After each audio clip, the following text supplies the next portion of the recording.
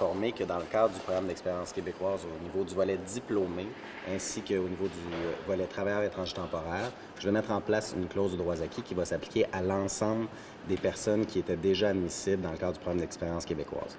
La réforme du programme d'expérience québécoise, elle est nécessaire. Si on veut s'assurer au Québec de répondre à chacun des besoins du marché du travail dans chacune des régions, il est nécessaire de réformer notre système d'immigration comme on l'a fait avec le programme régulier de travail qualifié, comme on l'a fait avec le programme d'expérience québécoise. Ce que je vous annonce aujourd'hui, c'est qu'il sera à partir du 1er novembre et tous les candidats qui sont présentement aux études au Québec, des étudiants étrangers, et tous les travailleurs étrangers temporaires qui pouvaient se qualifier dans le cadre du PEC pourront toujours le faire à la fin de leur période. En fait, lorsque les conditions d'admissibilité qui avaient lieu avec les anciens critères vont s'avérer pour eux. Et donc, j'ai informé le premier ministre de ma décision hier relativement à ce changement, considérant les témoignages que j'ai entendus hier, considérant également les préoccupations aussi que les gens ont exprimées. Parce que, vous savez, toute la journée hier, j'ai dit que c'était pas uniquement la seule option pour immigrer au Québec. Le fait de passer par le programme d'expérience québécoise volet diplômé, c'était possible par la suite d'y aller par le travailleur étranger temporaire. C'est également possible aussi d'appliquer dans le cadre du programme régulier des travailleurs qualifiés, dans le cadre d'ARIMA.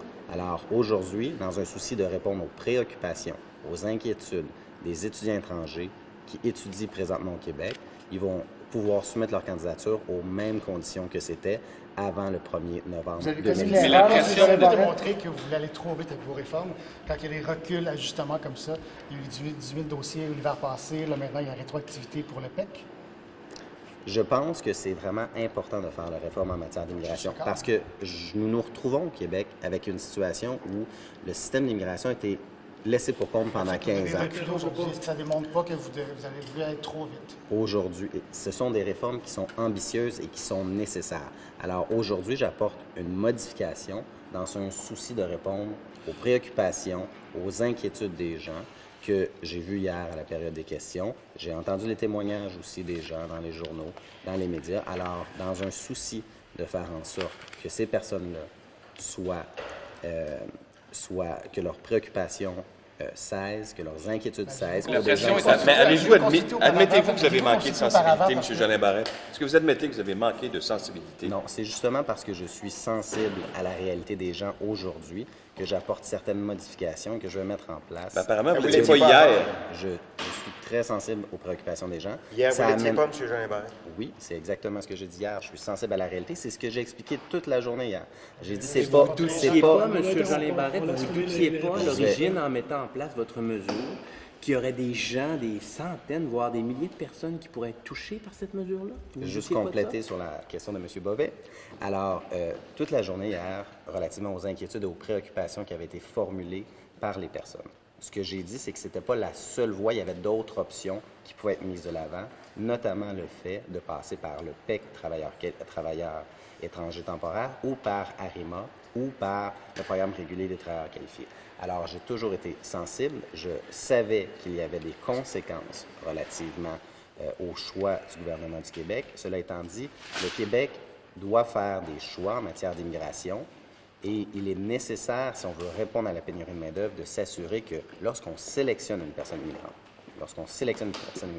il faut qu'elle puisse répondre aux besoins du marché du travail. Et ça, là, ça veut dire aussi répondre aux emplois qui sont de nature professionnelle et technique. Monsieur le ministre, est-ce que c'est une... Je vais tous vous répondre dans l'ordre. Avez-vous sous-estimé les conséquences? Bon, je vais juste terminer ma réponse, si vous le permettez. Alors, à la question de M. Bovet, parce que je souhaite lui donner... Encore. C'est très sensible. Oui, parce que je pense que c'est important de bien expliquer. Le programme d'immigration, c'est complexe. Alors, il y a plusieurs volets. On a élargi le programme d'expérience québécoise aux diplômés de 900 heures et plus, justement parce que si on a besoin de plombiers, si on a besoin de soudeurs, il faut qu'ils soient disponibles pour le marché du travail québécois. Alors, ça ne prend pas juste uniquement des diplômés universitaires. Alors, pour le futur, à partir du 1er novembre, c'est ce qui va s'appliquer. Et j'ai fait le choix de permettre aux étudiants étrangers qui avaient déjà les anciens critères de conserver ces critères le temps qu'ils terminent leurs études. Monsieur le ministre, expliquez-vous que hier, vous êtes présenté devant nous alors que les témoignages des étudiants avaient déjà été faits. Il y a eu par ensuite la période des questions et vous avez tardé à hier soir pour prendre votre décision et à ce matin pour l'annoncer. Pourquoi ce délai-là? En fait, vous savez, je suis à l'écoute des gens et j'ai réfléchi suite à la journée d'hier et considérant les témoignages que j'ai entendus dans un souci de répondre aux préoccupations des gens, de répondre à leurs inquiétudes aussi, c'est pour ça que je mets en place une clause de droits acquis. Est-ce que je peux me permettre une question? C'est pas le premier ministre qui vous a demandé de faire ça? Non, c'est moi qui ai informé le premier ministre de ma décision de mettre en place une clause de droits acquis. Donc, lui n'avait pas été touché par les témoignages d'hier. Il aurait maintenu sa position si vous ne l'aviez pas changé vous-même, c'est ça? C'est pas ce que je dis. Ce que je dis, dans le cadre d'un dossier comme celui-ci, le premier ministre me fait confiance et il respecte ma décision de mettre en place une clause de droits acquis. Mais il n'a pas fait pression sur vous du tout? Je discute pas je ferai pas étalage des discussions que nous avons eues entre lui et moi. Est-ce que vous avez eu des pressions de la part du caucus? Est-ce que vous avez eu des pressions de la part des chefs de cabinet?